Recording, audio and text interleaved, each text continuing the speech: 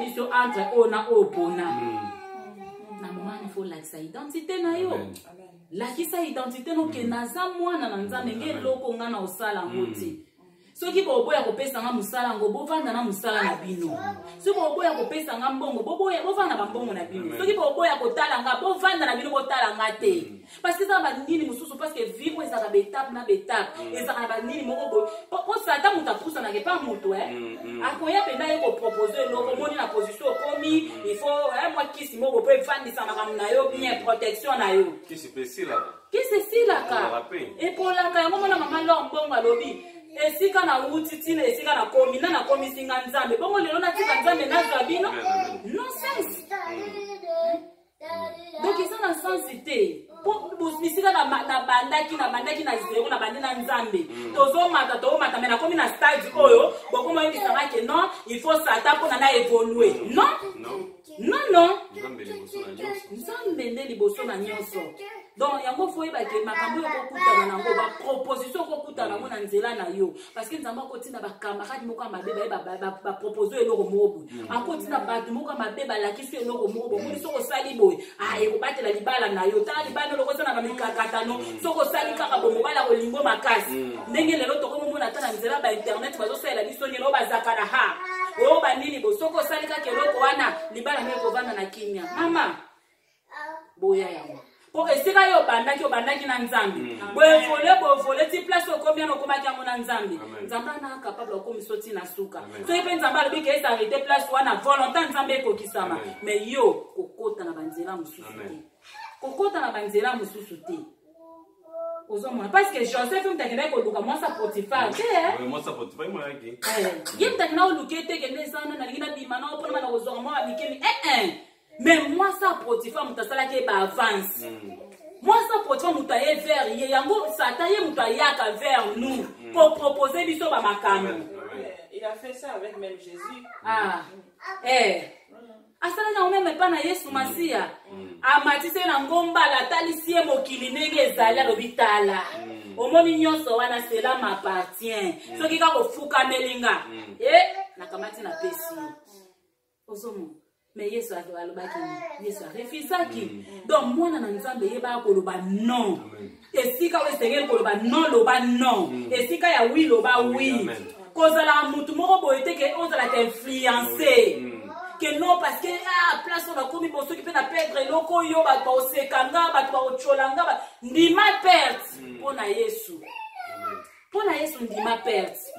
Parce que nzamba sana azana façon ko faire rattraper yo ba makamsusu Job anima ki perte a perdre o azala ki na ngwa mais après wana tellement na 4 ya fidélité na nzamba so ngisala ki double ya o azala ki na ngwa mais ceux qui ont lu qui ont gagné yeba ki na suka ngo ko perdre amna yo ko perdre nyonso pe bokita na yo ko livrer bango na satana likola ko ndimoka yo ndimi proposition satan salio mais on que soko boy on dimi na opère pour na minute wana tamsu bakolo babolokolo boy to longolo musala bolokolo boy libala mezo kufa lokolo boy papa ko ya mais ma souffrance wana na nzambe c'est pas ba chola na bango ba chola jobi ba chola ki yo penza so za na nzambe jambo ko komatina eta otala masola joba na toyoka ngo na sango zwa kaka image ngo bana ko komisa ngo réel yo vivre ngo so okokango. Mais Job andimaki humiliation, andimaki nyonso, andimaki basoni wana, andimaki nyonso pona nzambe. Biso pe tozalaka prêtre ya ondima soni pona nzambe. Tozalaka prêtre ya kondima rejet pona nzambe. Tondima nyonso bako latisa kombo nyonso bako latisa. Image nyonso bako faire porter yo. Tant que yo ebi na kati na okoza na ondenge wana te, ndima. Amen. Parce que Nzamba ko changer malobaka ya bato wana balobaki. Nzamba ko changer histoire, Nzamba ko changer ba réalité. Donc yango wana bandeko nanga discipline. Et ça très important pour na biso nyonso bato to landa message pour. Na biso bato to na plateau na bino bato oyo ka biso. To tia biso nyonso to discipline. Ko lobate ke na pasteur Nana a droit de discipline, pasteur aux a droit de discipline, évangéliste aux a droit de discipline, prophète aux a droit de discipline, apôtre, docteur. race nini nyonso yo za position nyonso za oza na droit ya discipline totia discipline po discipline nde komema biso musika pe ekokomisa biso na position nzambe azozelela biso ke tokóma na véritable identité na ye donc yango wana eloko na koloba nzambe apambola bino papa Olivier soza so na moko akobakisa nzambe apambola bino oyo na obakisaka ke ndeko soko oyebi ke ozalaki mosika na nzambe zonga na makolo na nzambe soko oyebi ke ozalaki na problème moko boye na ndeko to na église zonga epa na nzambe toyokaka mingi oyo nzambe azoloba na biso likambo ya identité eza très important na biso bana na nzambe nde totoloba makambo tolobi ebele balobi oyo aza na mato ya koyoka asa nini ayoka oyo mpe aza na miso komona asa nini amona mais mato oyo nazoloba eza mato ya physique te nazoloba mato ya spirituel il faut tozala miso ya spirituel parce que nyonso eza na molimo kaka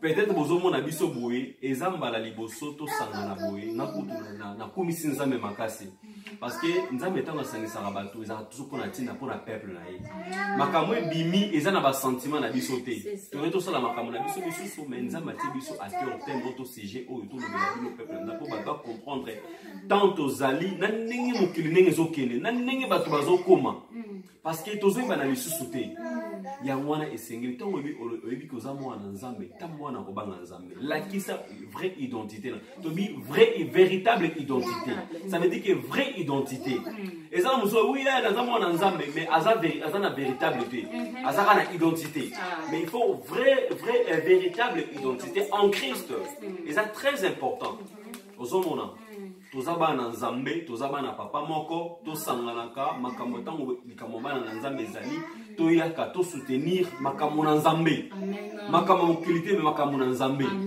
soko oza mwana nzambe yeba kosoutenir makambo na nzambe makambo mokili te nzambe vraiment apambola bino napesi baeglise na biso nyonso mbote baeglise nyonso ya Helsinki baeglise bandeko ya Vasa bandeko ya Ugaskula bandeko nyonso bipai bipai napesi bino mbote nzambe apambola bino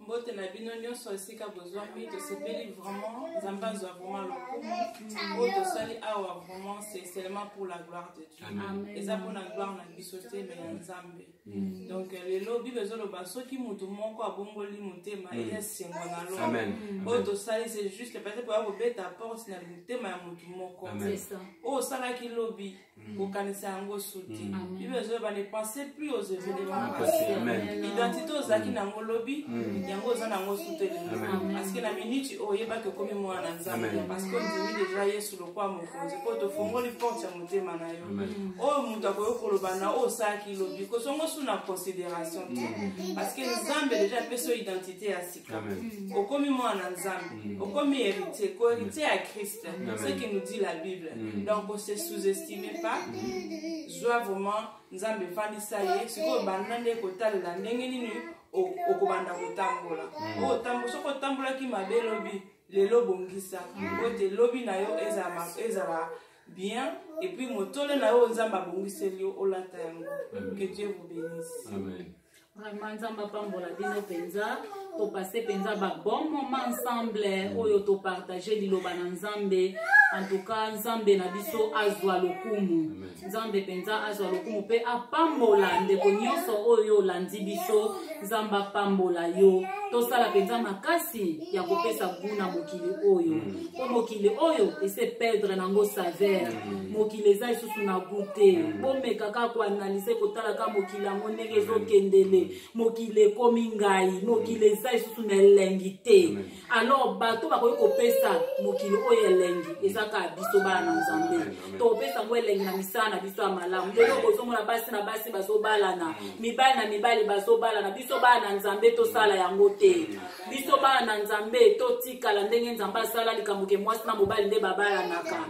non mwasi na mwasi to mobali na mobali po lelo bazopropose bato po kotata mosala oyoka mobali moninga na mobali azosenga yo sala na nga pozwa mosala oyo te ndeko nanga soko osali yango osala netike yo kozocontribue na manke ya saveur ya mokili oyo ok yo oza mwana na nzambe oza mwinde fo pesa gu na ndenge nini na kosala makambo ya nzambe ndenge esengeli Donc oza mwasi na libala zala malamu na libala na yo, oza mobali zala malamu na libala na yo, oza mama zala mama modèle, oza papa zala papa modèle.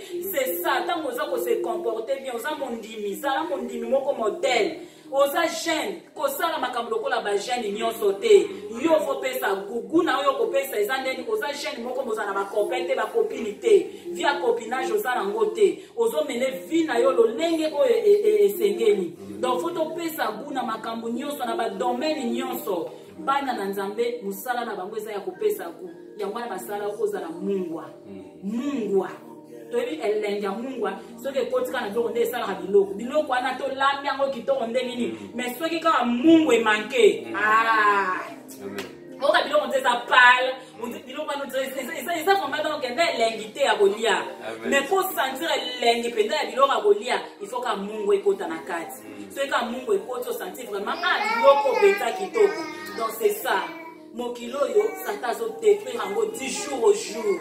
Makambu na makambu zo bimara ya sika. Ba formule musu to yebaka kala te zo bota maka. To zo yokaka makambu zo bimaya ndenge na ndenge. Ngoko ba ujana ba renye. Ngoko ebo. Siko biso bana Nzambe bakuta biso na makambu wana ba ujana te. Biso bana Nzambe bakuta biso na makambu wana te. Biso to pratiquer bolamu ko équilibre sa mokile sa la kitoko. Donc biso ne to pesa goût na mokili oyo. Yango basala biso tozala mwinda, basala biso tozala mungwa. Donc Nzamba pambola bino vraiment bandeko na ngana banza tolobi ebele, tosololi ebele. Makambo tokana kite tolobi awa. Donc pona olakisa ke eza biso te. Mais eza nango Nzambe lo to juste ka ba simple instrument. O Nzamba sepeli koleka, o message ekomela yo. Ozomona pe biso bo pe tozwa pe par na biso. Onde eza wana tango maloba Nzambe ezobima, bino bozozwa par na bino, biso pe tozozwa par na biso.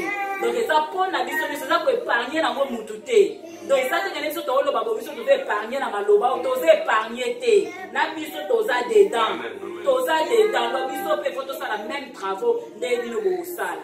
Donc en tout cas Nzamba pambola bino, to pamboli l'église nyonso za na kati ya Felandi awa, to pamboli vraiment ba ndimi nyonso bana Nzambe nyonso oyo balingi Nzambe, oyo baza ko se forcer, oyo baza ko mipesa pena makasi pona olandaka Nzambe kosala esengo motema na Nzambe. Nzamba pambola bino na bakwa nyonso to oyo bozali, sans oublier esika na kendaka maison d'adoration Nzamba kanisela bino, Nzamba mona bino vraiment na lingi bino nyonso mingi. Bana na Nzambe nyonso kozana kati ya Felandi pe ya mokili mobima po te bike video oyo kozala suivi partout. Donc mwana na Nzambe nyonso na kwe nyonso oyo za ko se retrouver.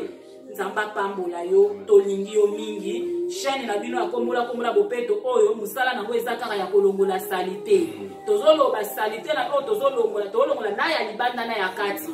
Yango to mona watu simba kemo ba poipe ya ndako ke ndako feza la propre eloko boza propre mais eloko est très important l'équipe na nyonso motema sandu kwa mitema na biso to vide ba salite ba mabe nyonso to evanda kolongola eko mapeto po to comme na véritable identité en Christ. Et avec véritable identité en Christ, Lola eza assuré. Donc Nzamba pambola bino wana vraiment tokutani na ba prochain vidéo. Yango sikoyo nasuka nango to clôturer be prière papa na biso Olivier a omema biso na prière kotika bandeko balandi biso pe na maboko na Nzambe ke Nzambe vraiment asunga bango ke maloba o ekweya na mabele ya kitoko. Maloba oyo Nzamba pesa capacité na moko na biso afin que biso nyonso to pratiquer yango.